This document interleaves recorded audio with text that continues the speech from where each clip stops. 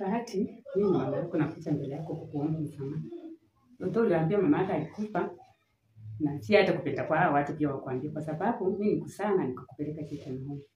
Kwa sababu yenye nikupeleka Chitonhome sikuwa na uwezo. Na nikaangalia yenyewe nikienda kukaa na wewe na sina vile maisha naweza kaa naweza nikakupoteza na nitakuwa nimepoteza labda kitu ya maana. Na mpango ya Mungu wewe jua. Mungu alikuwa amekupangia maisha yako mazuri. Sasa unaona ungepoteza hiyo maisha hatungekupata tena. Ndipo nikakupeleka huko leo na ninakuomba msamaha. Unisamehe na ukuje unitafute. Mimi niko ready kukuomba msamaha.